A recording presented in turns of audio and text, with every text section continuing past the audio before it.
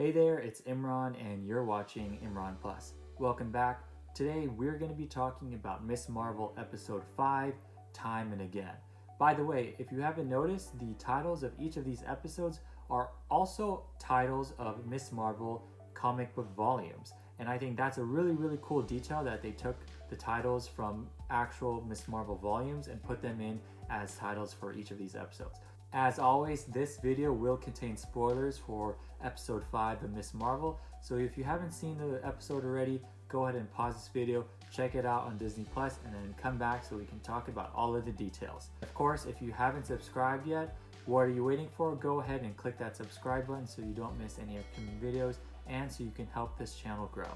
Alright, let's get started. So first I want to talk about Marvel's obsession with the 6-episode structure for these Disney Plus series, because with this last episode it's clear now that these 6 episodes are simply not enough to flesh out the entire story that they're trying to tell here. They're way too rushed. We can't flesh out the plot and storyline properly, nor can we really explore character arcs and the relationships.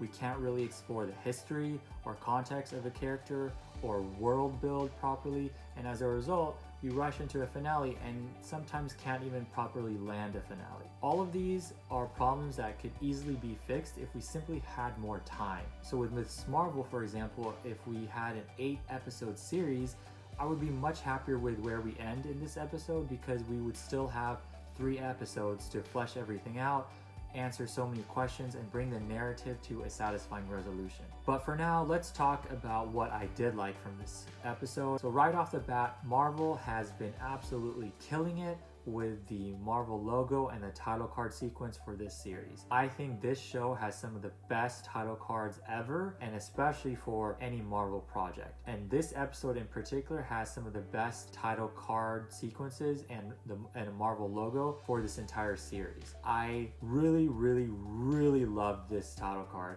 We have all aspects of South Asia included because the Miss Marvel title is written in a bunch of different South Asian languages.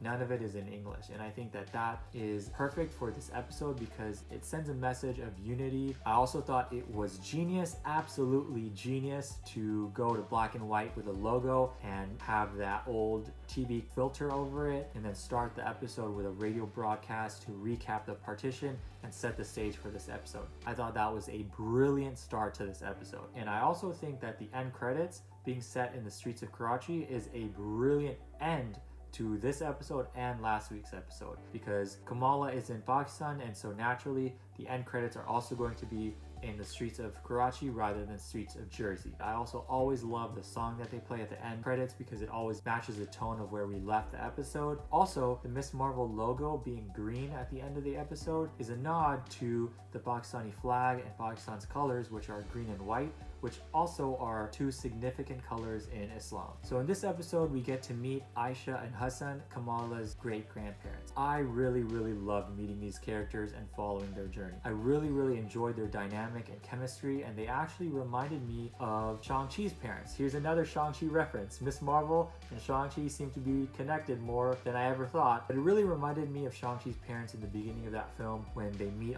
in Ta Lo, and they're from different worlds. And similarly, Aisha and Hassan are from different worlds. Aisha literally from a different dimension. They come together and start a family and decide to commit to each other and choose each other over anything else. I thought that was really great. Watching Aisha and Hassan fall in love and start a family and then have to flee their home to protect that family and what they had built was so well done and very moving. Mehwish Hayat and Fawad Khan play Aisha and Hassan and do an amazing job in the role. Both of them are actually really popular Pakistani actors, so it's a really big deal for them to be in this series, to be in a Marvel series, because not only for the representation for Pakistan, but also because it opens the door for talent outside of Hollywood to be cast in these major productions, especially something as large as Marvel, which is a Disney company. In the same vein, I can see people who are not familiar with either of these 2 actors being a little bored with this episode, and especially the flashback sequence, because they would miss out on the significance and wouldn't get to appreciate the meaning that they have. Personally though, I thought it was a joy to see Mehwish and Fawad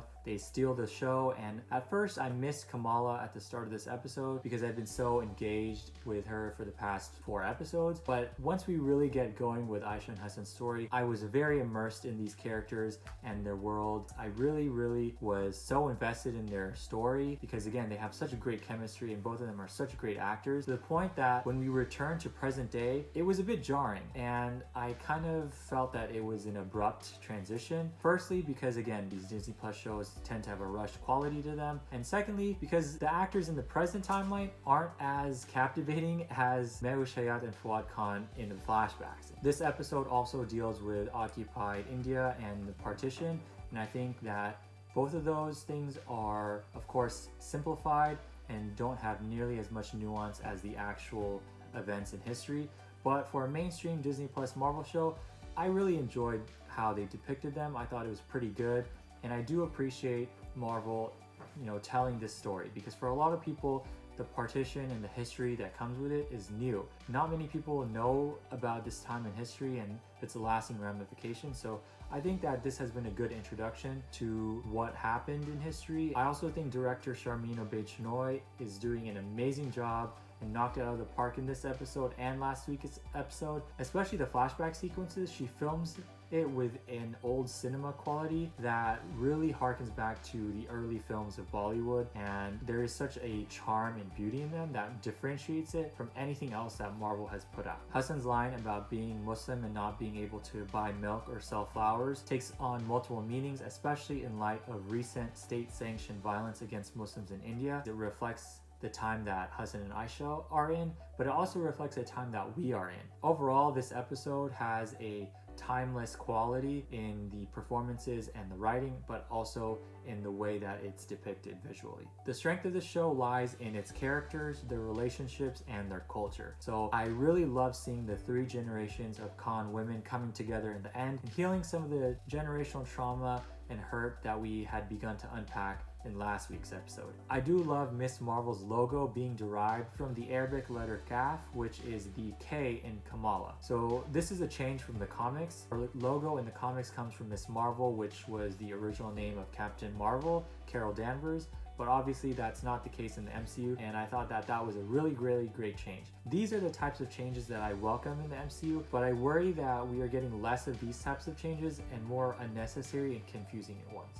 Which brings us back to the Jin storyline, which seems to be here to stay. I thought that we'd get some more clarity and answers on the Noor dimension and the Jin stuff, and that being kind of a decoy and namesake, and that in reality it's more of an adaptation of the Inhumans, but we get none of that. So it seems like we can put all of those Inhumans theories to rest. To me, that's a missed opportunity, especially since we got Black Bolt in Doctor Strange in the Multiverse of Madness. I also think at the end when the clandestine die, it kind of looks like Terrigen Mist, as some people have said online, but I don't think that's the case because we see their skeleton, so it's literally them dying and dissolving. I don't think it's Terrigenesis gone wrong, because in the comics that's usually for someone who doesn't have an Inhuman gene. But if these clandestine are already from the Noor dimension, and the Noor dimension was theoretically the Inhuman dimension, then they would have already had the gene. So none of that makes sense, and I don't think that's the case. I think they're purely MCU version of Jin, and that's what they're gonna do. I don't know how that fits in with Captain Marvel and the cosmic stuff and the Kree and any of that, but I guess we'll see what they do in the next episode. Speaking of the clandestine, I really don't understand what they're trying to do. I don't understand